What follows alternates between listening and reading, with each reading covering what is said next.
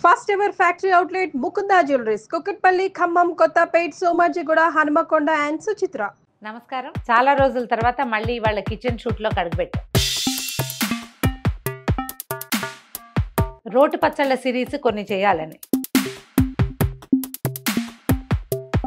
అందరిళ్లలోనూ రోళ్ళు రోకళ్ళు ఉంటాయండి అని అడుగుతారు. రోళ్ళు అయితే కొనుక్కోవచ్చు, ఇవాళ రేపు రోళ్ళు పెద్ద కష్టం కాదు, పెద్ద రోల్ అక్కర్లా. బుజ్జి ఆ మాత్రం చిన్న సైజు. మా రోల్ చూడండి ఎంత బాగుందో. ఈ సైజు రోల్ ఉంటే మీరు గట్టు మీద పెట్టైనా చేసుకోవచ్చు. రోటి పచ్చళ్ళు ఒక ఎక్స్ట్రీమ్ టేస్ట్ కలిగి ఉంటాయి, పిల్లలకు కూడా చాలా నచ్చుతాయి. ఏదైనా సరే ఒక 5-7 నిమిషాల వ్యవధిలో చిటుక్కుని ఏదో ఒక పచ్చడి చేసేసుకోవచ్చు. ఆ నూరటం ప్రాక్టీస్ చేయండి, పాతకాలపు రోటి పచ్చళ్ళ రుచి మళ్ళీ మన ఇంట్లోకి వచ్చేస్తుంది. చిన్నప్పుడు ఎప్పుడు అమ్మమ్మ గారి ఇంట్లో తిన్నాం అలా అనిపిస్తుంది. అమ్మమ్మ గారి ఇంట్లో కాదు, మన ఇంట్లో కూడా హ్యాపీగా చేసుకుని తినచ్చు. ఈజీగా, సింపుల్గా, స్పీడ్గా చిటుక్కుని చేసేసే పచ్చళ్ళు కొన్ని చెప్దాం. ఇవాళ మనం ఏం చేద్దామంటే దోసకాయ పచ్చడి చేసుకుందాం. రోటి పచ్చళ్ళు ఎన్ని రోజులు నిలువ ఉంటాయి అని ఒక చొప్పదంటు ప్రశ్న మాత్రం వేయొద్దండి. రోటి పచ్చడి ఫ్రెష్గా ఆ రోజే బాగుంటుంది, మర్నాటికి పాతబడిపోతుంది. దోసకాయలు అవి అయితే ఎండాకాలం సాయంకాలానికి కూడా బాగుండవు. పొద్దున్న చేసుకోవటం, మధ్యాహ్నం తినేయటం అంతే. కుదిరితే ఫ్రిడ్జ్లో పెట్టుకుంటే రాత్రికి పొద్దుడిది అని తినాల్సిందే తప్పిస్తే ఫ్రెష్ టేస్ట్ మళ్ళీ రాదు. కొన్ని మాత్రమే చింతకాయలు, ఉసిరికాయలు 2-3 రోజులు బాగుంటాయి. అవి కూడా ఒకసారి చెప్పుకుందాము. సింపుల్ దోసకాయ పచ్చడి చేసుకుందాం. దీంట్లో పాత వెర్షన్ ఏమో ఎండుమిర్చి, పచ్చిమిర్చి వేస్ట్ చేసేది, అది చేస్తాను నేను. టమాటా వేస్ట్ చేసుకునేది కూడా ఒక వెర్షన్ ఉంది, అది కూడా ఒకరోజు ఎప్పుడో చెప్దాం. ఇది పాతకాలపు దోసకాయ పచ్చడి చూపిస్తాను. దోసకాయ ఇట్లా గట్టిగా ఉన్నది, రాయిలా ఉండాలి. చక్కగా చెక్కు తీసేసేయండి, లోపల గింజలు తీసేయండి. మీకు గింజలు ఇష్టము, మీ ఇంట్లో వాళ్ళు ఇష్టపడతారంటే ఉంచుకోండి, మాకు అభ్యంతరం లేదు, నేను ఉంచను, మీ ఇష్టం. అయితే గింజలు తీసేయటం, చిన్న చిన్న ముక్కలు తరగండి. చిన్న ముక్కలు తరిగేసి పక్కన పెట్టండి. ఇమీడియట్గా తిరగమాత పెట్టుకుందాం, చెక్కు తీద్దాం. ఏదో ఒక పీలర్ తీసుకోండి, చెక్కు తీసేయండి. బాగా కండంతా వచ్చేస్తాం. దోసకాయ పెట్టుకునేటట్టయితే చెక్కు తీయక్కర్లేదండి. దోసకాయ రోటి పచ్చళ్ళ సిరీస్లోకి రాదు, కానీ ఎండాకాలం బాగుంటాయి, బాగా వస్తాయి దోసకాయలు. చేసి చూపిద్దాం అది కూడా. మీ వీలు వెంబడి మూకుడు పెట్టుకోండి. ఈ రోటి పచ్చళ్ళు ఏ పచ్చడికైనా పప్పు నూనె, నువ్వుల నూనె ఎక్కువ రుచిగా ఉంటుంది.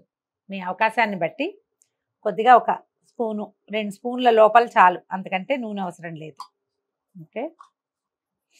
బేసిక్ పచ్చళ్ళన్నిటికీ కూడా మెంతులు, ఆవాలు, మినపప్పు ఉంటాయండి. అప్పుడప్పుడు జీలకర్ర, అప్పుడప్పుడు ధనియాలు, అవి తక్కువ, ఇవి ఎక్కువ. అయితే ఇందులో వెల్లుల్లిపాయలు వేసుకునే విధానం ఉంటుంది. వెల్లుల్లిని ఏ రకంగానూ అయినా సరే తినేవాళ్ళు ఉంటారు, ఎలాగూ తినలేని వాళ్ళు ఉంటారు. కాబట్టి నేను వెల్లుల్లి వేయని పచ్చళ్ళే చేస్తాను.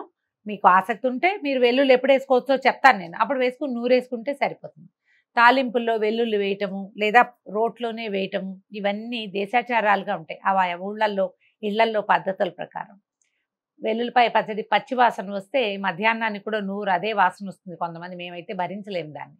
భరించగలిగిన వాళ్ళు, అలవాటు ఉన్న వాళ్ళు హ్యాపీగా వేసుకోండి. వెల్లుల్లి ఆరోగ్యానికి చాలా మంచిది, అలవాటు ఉంటే తినేసేయచ్చు. నూనె కొంచెం కాగాక నేను ఒక దోసకాయ సైజే కదా చూపించాను, దానికి సరిపడానే చెప్తున్నాను చూడండి. ఒక చిన్న స్పూన్లో సగానికి మెంతులు. మెంతులు వేగినాక అప్పుడు మినపప్పు వేద్దాము. ఈ మాత్రం మినపప్పు పడుతుంది అంటే ఒక టీ స్పూన్ అనుకుందాం. ఓకే. తర్వాత అన్నే ఆవాలు కూడా.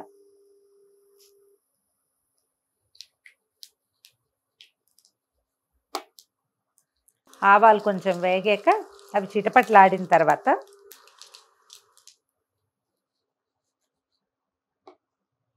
ఒక 5-6 ఎండుమిర్చి,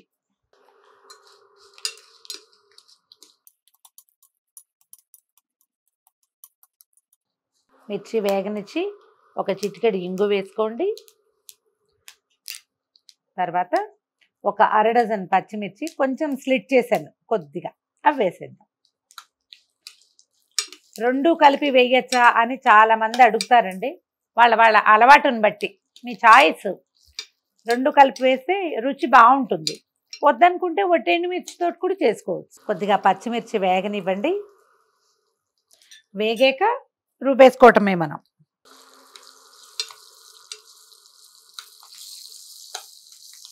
తాలింపు వేగిపోయింది, స్టవ్ ఆపేసేద్దాం. తాలింపులోనే కొద్దిగా పసుపు వేసేసేయండి. ఈ నూనెలో పడిన పసుపే ఎక్కువ హెల్దీ అని చెప్తారు. కొంచెం పోపుని చల్లారనిద్దాము. ఈ దోసకాయ పచ్చడికి సరిపడా కొద్దిగా అంత చిన్న ఉసిరికాయ అంత చాలండి.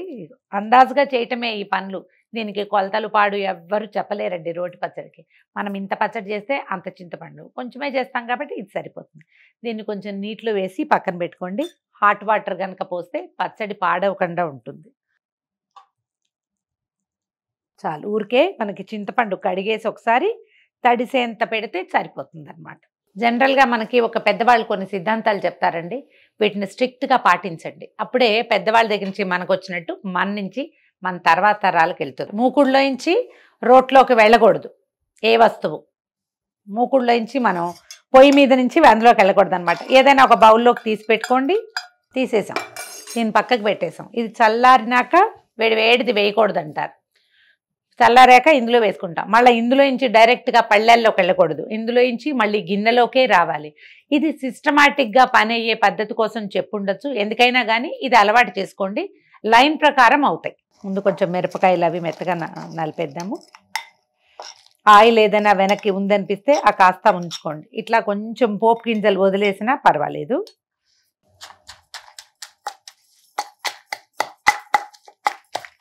కొద్దిగా కొంత మటుకు నలిగినాక మనం నానబెట్టి పెట్టుకున్నాం కదా కొంచెమే చింతపండు, ఈ పచ్చడికి సరిపడా అది కూడా వేసేద్దాం. సరిపడా ఉప్పు వేద్దాము.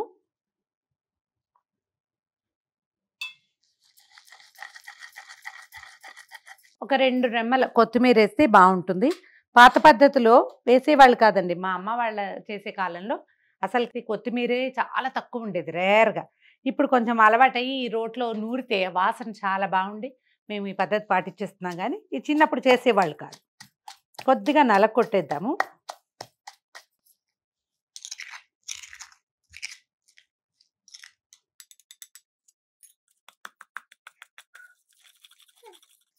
ఇప్పుడు మనం తరిగి పెట్టుకున్నాం కదా దోసకాయ ముక్కలు, ఒక్కసారి అలాగా 2 దెబ్బలే కొడతాం. వీటిని మెత్తగా నూరము, ముక్క చెక్కగానే ఉంటాయి.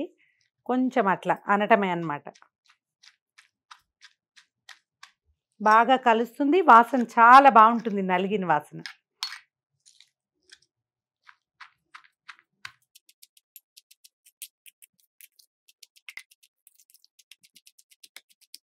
తీసేసుకుందాం పచ్చడి. ఒక బేసిక్ రూల్ ఉందండి. ఎండాకాలం కనుక మనం ఏదైనా పచ్చళ్ళు వీటిని చేత్తో ముట్టుకుంటే నిల ఉండదని చెప్తారు. ఎందుకంటే చేతి వేడికి తొందరగా పాడైపోతుంది. కానీ ఈ రోట్లో ఇంచి స్పూన్తో తీస్తే ఆ సాటిస్ఫాక్షన్ రానే రాదు. ఇందాక మనం బౌల్లో తాలింపు ఉంచుకున్నాం కదా, అందులోకే తీసేసుకుందాం.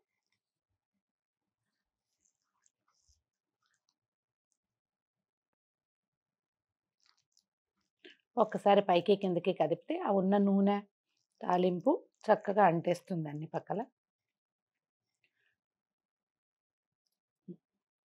మీరు ఎన్ని నిమిషాలు ఈ ప్రాసెస్ చూసారో అన్నే నిమిషాల్లో ఈ పచ్చడి రెడీ అయిపోయింది.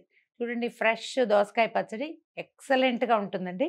ట్రై చేసి చూడండి. నేను చేయి కూడా కడుక్కోవట్లేదు.